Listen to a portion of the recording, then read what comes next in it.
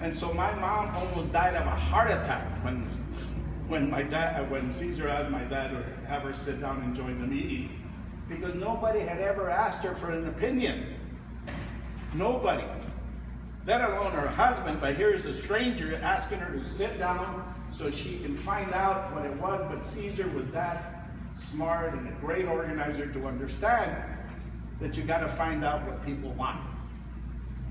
So it's really crucial to understand those kind of strategies. So again, I can go on and on and on, because I've been at this for 47 years now, organizing labor, faith-based, community, academia, you name it. And I lived in Quebec or Canada, the U.S., and Puerto Rico doing this type of work, and I love it. You gotta love it, or else no te metas, you know, because people say, oh, I burned myself out. I hear that sometimes from resentment. No, I got burned out. Okay. You don't burn out, you just quit. You just got tired of doing the work. It's okay, you know, we love you and everything, but if you can help us once in a while, we'll come back, but it's okay. Don't be ashamed, but it's not burnout. It doesn't happen like that. It's more about what's in your heart and how much you really want to fight for people. So again, I know we've taken a lot of your time, so if there's any question, anything, let us know. And like I told one of the brothers here, if you have classes or organizations in your college or university, invite me or Jerry to go and speak. And I'll tell you, I am now retired. Gracias a la Unión, I got a pension, Social Security, and believe it or not, guess how old I am? 23. 70. Hugs and kisses to all of you. The only one that knows is that lady back there, because we're both from Fresno. But I'm turning 70 next year. Wow. So it's Look really amazing. important to understand. I'm also been a vegetarian for 38 years. So Yeah. But anyway, it's really important that this type of work gives you energy, and it keeps me going all the time. And now that I'm retired, invite me to those colleges and universities so I can help you turn on other students as to why it's important to be united. Like Jerry said, la unión hace la fuerza. No matter where you're at, even in your house. Don't get involved in union or organizing if you don't organize your house first. Organize your parents first. Organize your brothers and sisters first. And they'll understand that después agarran la onda, carajo. It's like a little, not all of us are born right away understanding this stuff. You're trained. I didn't learn it, Caesar didn't. I mean, we learned it. You're not born and organized, forget about that too.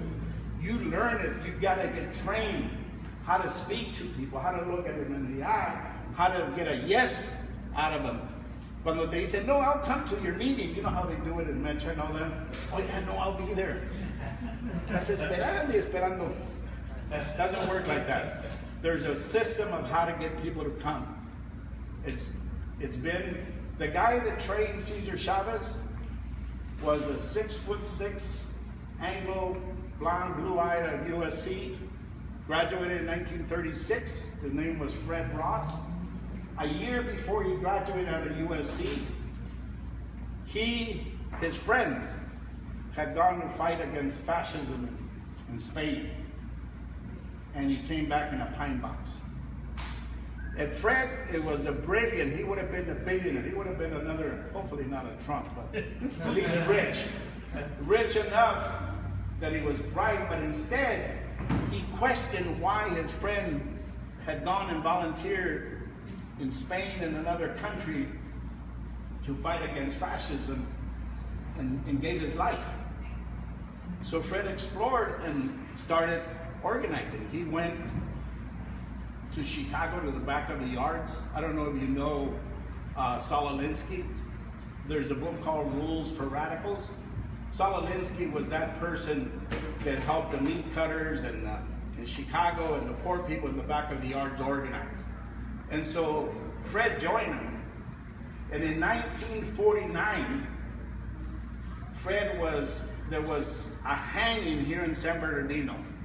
The KKK had hung a black man on one of these trees here. Like they used to have those hanging trees. And they hung this black man in 1949 in San Bernardino. Fred was out here and he said, you know what? He called Solinsky, something happened. And so they sent Fred, and Fred came to LA, was driving across, came to San Bernardino, but by that time, the NAACP and other groups from the African American community was then there, and Fred believed in self-determination, let people do it themselves. So he called back Chicago and said, look, they're taking care of it, but you know what? Here I just passed in East LA. There's 1 million Mexicanos living in East LA. No gutters, no lights, no police protection. The Zoot Suiters were being beaten up, if you remember that. The Navy and the sheriff and the police were beating up Mexicanos because of the way they dressed. Gachucos or Pachucos, the Zoot Suiters, and there's history about this stuff. So Fred said, can I stay here? I wanna organize. And that's how he started. He finished here in LA. He organized that congressman, Edward Roybal, whose daughter is now, what's her name? Lucille Aller Roybal, that's his daughter. So Fred helped organize the Mexicanos then in that barrios in Boyle Heights and all that. They elected him as the first city councilman, then he became a congressman. When he finished in LA, and he's the first guy, Fred Ross, the first guy that put 9 deputy sheriffs in prison because of those beatings of those young Zoot Suiters. But he did it because he organized. He was an organizer. And so when he finished in LA, he looked in California, and the second largest city that had Mexicanos was, a ver quién sabe. Chicago. No, in California. No. San Jose. So he went to the church because he was an organizer. He went to find from the church Fred Ross, 6'6", blonde, blue-eyed guy. And Mexicano would run if they seen him because at that time they were coming either to give you shots or put you in jail. That's why we always, when they used to come in the cars, we used to all run because we were going to get shots or put in jail. And so when Fred went up to San Jose, he went to Our Lady of Guadalupe on King Street. If anybody knows San Jose, passed through there. There's a museum now there about the farm workers in Caesar. And he went and met with the priest. And the priest said, oh no, hay un señor que se llama César Chávez. There's a man named Cesar Chavez. This is in 1952. He said, there's a guy named Cesar Chavez. He lives in El Barrio. Guess what the barrio's name is? Salsipuedes. That was the name of the barrio for Caesar. Get out if you can with the barrio. So he went, and Fred's an organizer, went and knocked on the door, and the first person that answered was his wife, Helen. And he says, yeah, can I help you? He goes, no, I'm looking for Caesar. He kind of explained what he was trying to do. He said, no, está aquí. And so can you tell him I'll be back? So he left, because he was doing other meetings, trying to get house meetings, just like the ones I told you. And then he came again within 3 or 4 hours. He wasn't there. Helen was coming up. He came back the next day and knocked a couple of times during the day. No Cesar Chavez. He came the third time, or the third day, and Helen was mad. She told Caesar, I'm not gonna lie for you. You tell Caesar was always in there. He was behind the curtain or behind the door.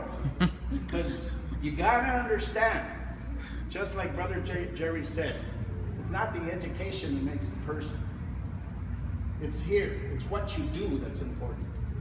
Because you gotta understand, San Jose had San Jose State, San Jose City, Stanford, San Francisco University, San Francisco State College, Berkeley. I mean, it had the highest of the education in the world all around there. And at those times in the 50s, they used to come to the barrios and do studies about the Mexican.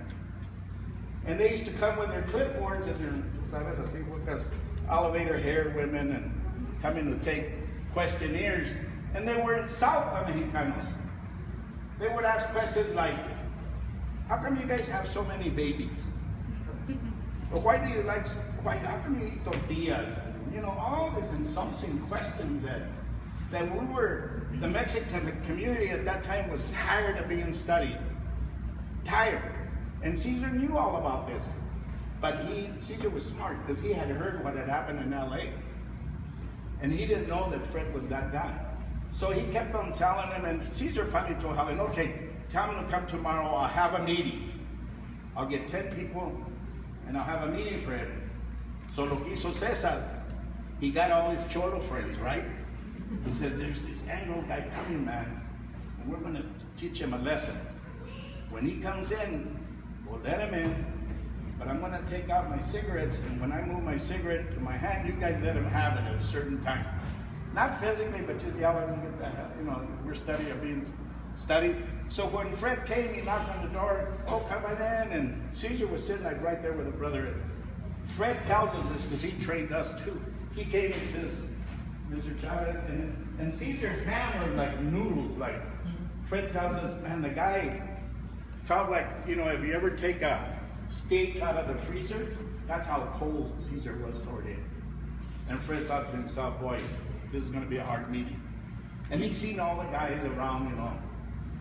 Uno estaba un poco pedos, waiting for the cigarette change. So Fred sat down and then he started talking about what he was doing. What was the purpose of this meeting? What he wanted them to do to get out of the barrio, to get out of Salsipuedes, because they have no gutters, they have nothing. But Caesar had known. So Caesar started listening to Fred and realized that this was the guy that had done what he had done in East LA. So the guys were getting restless and were saying, "Órale, Cesar, ¿cuándo, man?" And Caesar had totally forgot, because what happened too is Fred had taken out a pack of cigarettes and tried to give them to people, and nobody took a cigarette. And he said, "Oh shit." And then Caesar took out his cigarettes and gave it to everybody. Everybody smoked it.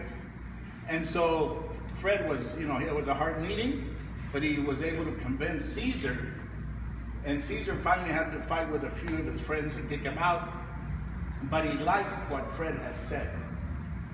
And so that time they were building what was called then the CSO, the Community Service Organization, which is still in East LA, which Edward Roval and some of the older Mexicanos had built. And so when Fred was about to leave to another meeting, Caesar asked him, "Where are you going?" He goes, "Well, I'm doing 2 or 3 meetings a day at night when I can," because you got to understand, in the winter, there's no work in the rural areas. So people are at home. So Fred would do a series of meetings to try to organize people to do either voter registration, citizenship. At that time, a lot of them were citizens, right? In the 50s. So Caesar said, "Well, can I go with you to the meeting?"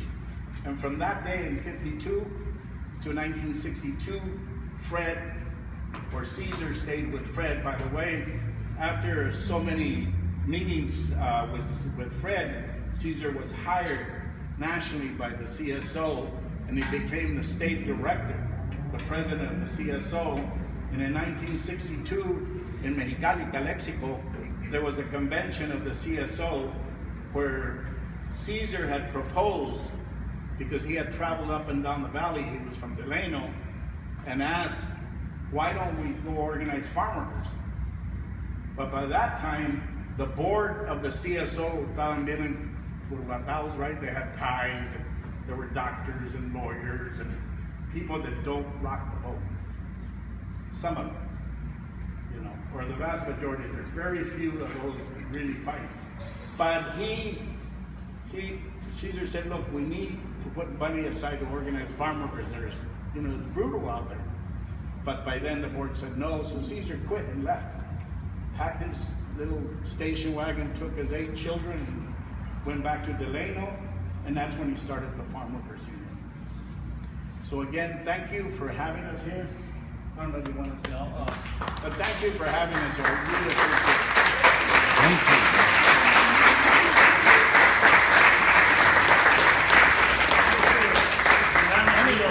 Any questions?